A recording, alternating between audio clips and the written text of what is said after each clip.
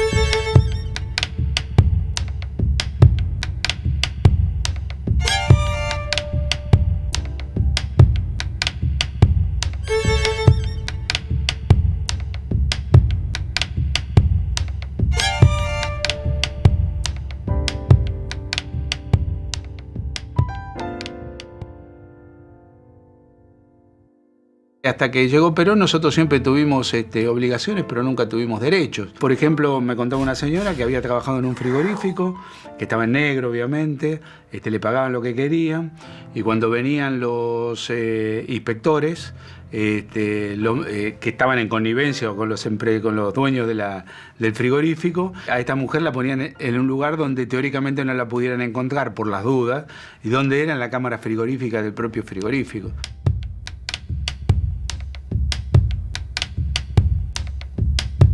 Una tarde de 1945, Buenos Aires fue ocupada por una multitud que se volcaba en un acto de adhesión a su líder. Los sectores privilegiados, que tantas veces se habían burlado de las multitudes, sintieron el pavor y el odio aquel 17 de octubre y revelaron su ignorancia sobre el significado de lo ocurrido, porque el fenómeno escapó a la capacidad de comprensión de las clases dominantes.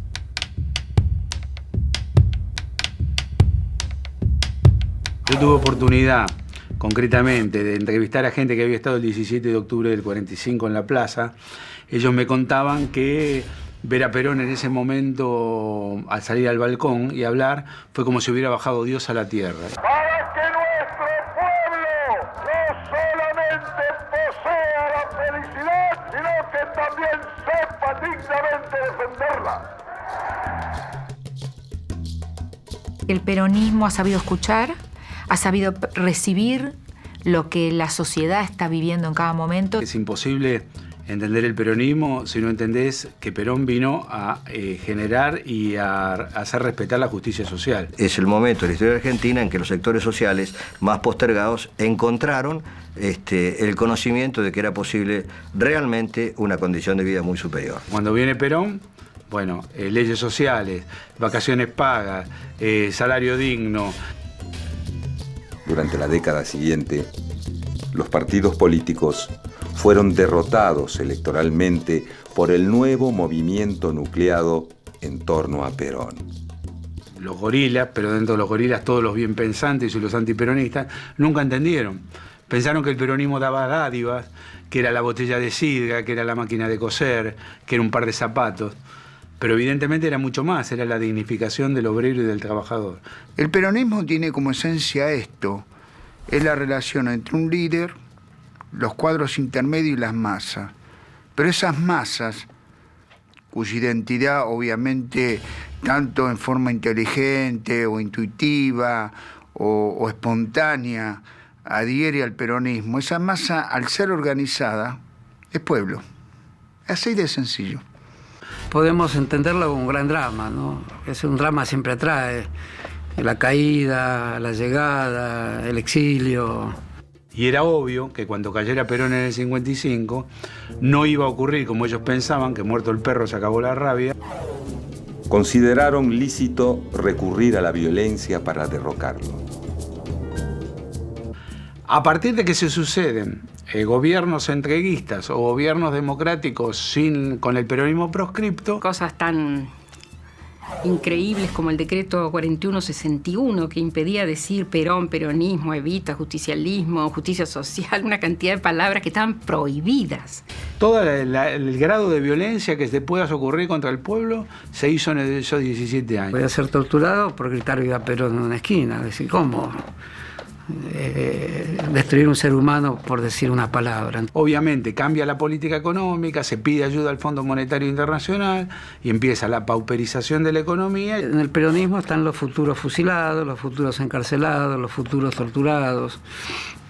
Eso es lo que origina la gran corriente de militancia. Es decir, un militante necesita asociarse a un dolor profundo y saber que asociado a ese dolor profundo puede hacer algo reparador.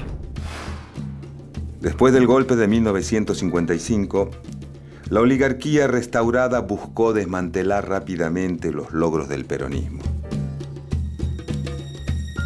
A eso sumale los bombardeos a Plaza de Mayo anteriormente, el 16 de junio del 55, los fusilamientos de junio de 1956, el plan Coninte. Pero la realidad demostró que no era posible retrotraer las cosas. La Argentina venía sufriendo el impacto también de todos los cambios, las transformaciones que se estaban dando en el continente y en el mundo en cuanto a movimientos revolucionarios. Su jefe estaba en el exilio, sus dirigentes políticos presos o exiliados, los sindicales proscriptos, sus signos, consignas, cantos e iconografía prohibidos. Y hay todo un proceso, digamos, en la universidad, que es muy importante, donde, digamos, a través de dos vertientes fundamentales, una que viene del marxismo y otra que viene del catolicismo social, confluyen hacia el peronismo. Las clases medias, que en un momento apoyaron entusiastamente a la Revolución Libertadora, después se dan cuenta que ellos también se ven perjudicados por esa política económica. Todo eso genera una serie de conflictos sociales muy fuertes que terminan, como sabemos, en el correntinazo, rosariazo y el cordobazo. La resistencia peronista es una resistencia básicamente juvenil. Los muchachos de 19, 20, 21, no sé, yo tendría 22 años, no me acuerdo, no necesitabas estar en la universidad ni ser militante universitario para percibir que había un encanto ahí que forjaba militantes. De estar dispuestos a tomar el cielo por asalto, donde todo era militancia, arte, literatura. Era una época donde si vos no te sabías a Vallejos o a Juan Gelman de memoria, no te levantabas una mina. La cultura era una cosa muy importante, fue muy importante en esa movida. Y a partir de ahí una ofensiva del campo nacional y popular por la vuelta de Perón y por la destitución de los militares.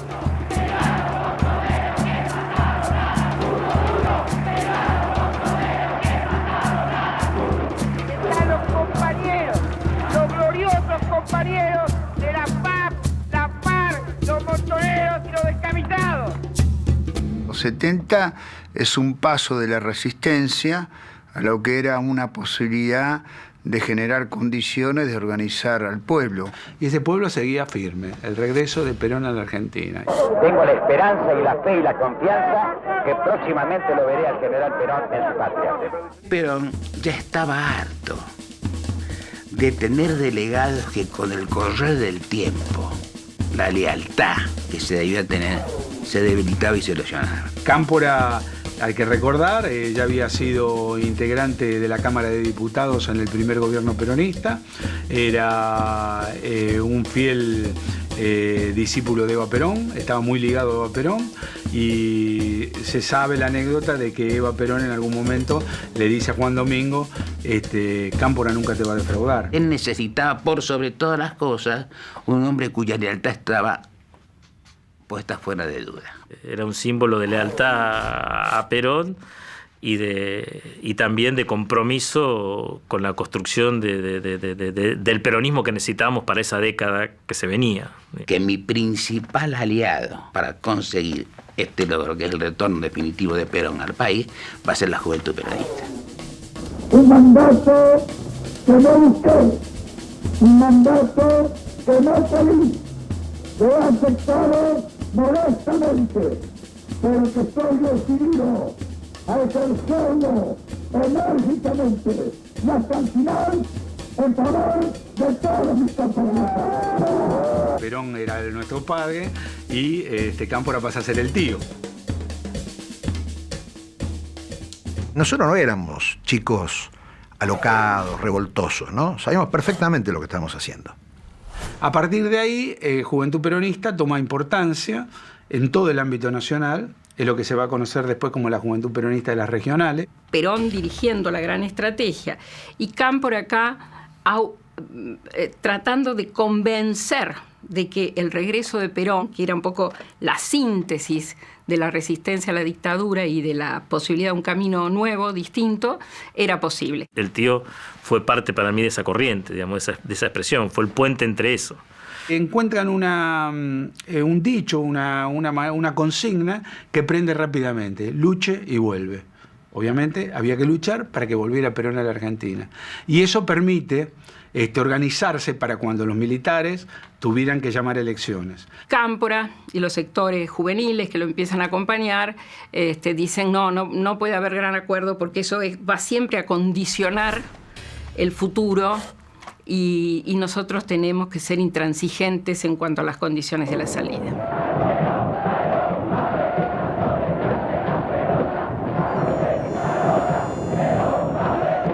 Del general Perón el 17 de noviembre, que es el resultado de las luchas de esos 17 años desde 1955 del conjunto del pueblo argentino.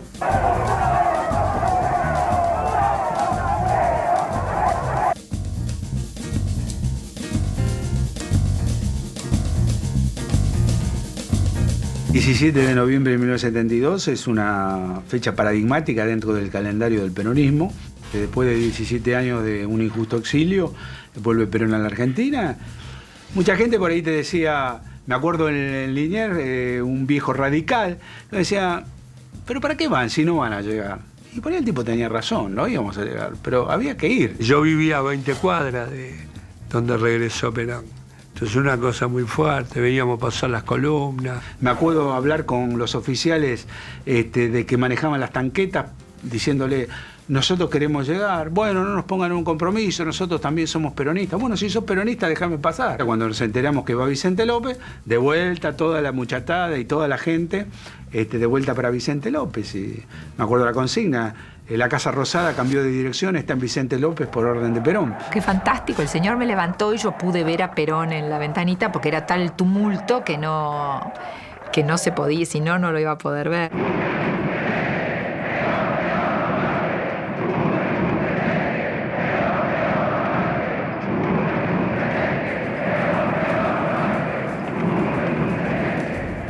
Ver las señoras del barrio, imagínate las señoras típicas de barrio, que el día anterior iban a la peluquería con esos peinados de la época, ¿te imaginás? ¿Viste? Altos, armados, tipo permanente, porque ¿cómo iban a ver a Perón sin estar maquilladas o arregladas? Y era verlo a Perón por primera vez, aquello que era un mito, nosotros no lo habíamos visto, no lo conocíamos. Pero era la lucha de un pueblo en su momento de júbilo. La candidatura mía y la candidatura de cualquier otro dirigente político no tiene la importancia que algunos le atribuyen. Lo importante es que nos pongamos todos a trabajar, cualquiera sea el que le toque un cargo u otro cargo. No sé qué es lo que le produjo a mi tío más emoción como éxito logrado, si la campaña Lucha y Vuelve porque Perón termina volviendo, o la de la campaña electoral por el triunfo de la fórmula del Frejuli y Cámpora Zonal Lima.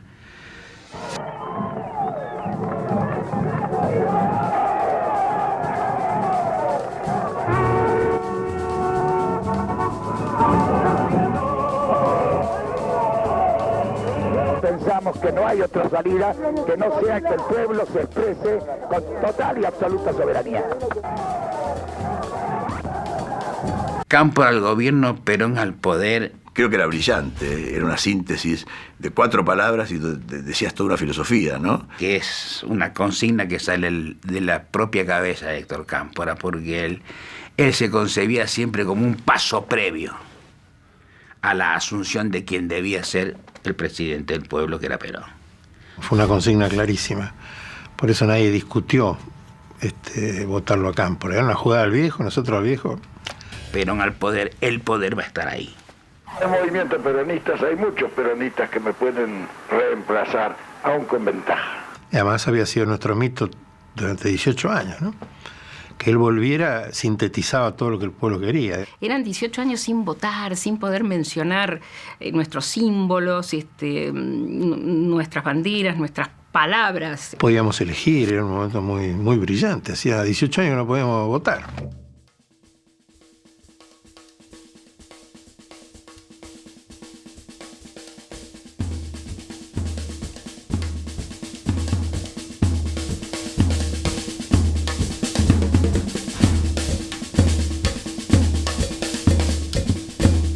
En aquella época nadie quería ser diputado, nadie quería ser funcionario, pues te sacaba de la referencia que era la militancia territorial, militabas 24 por 24. Ahora sí, el doctor Cámpora va a abandonar el Aeroparque en el final de la campaña electoral con vistas a la segunda vuelta, que se concretará el próximo domingo. Si uno no sacaba una instancia superadora de votos, tenía que ir a una segunda vuelta. Y ellos mismos dijeron que no era necesario, y el segundo partido, el radicalismo, que quedó con el 20 y pico % de los votos, dijo que bueno, que no era necesaria segunda vuelta, que acreditaban el triunfo de Cámpora.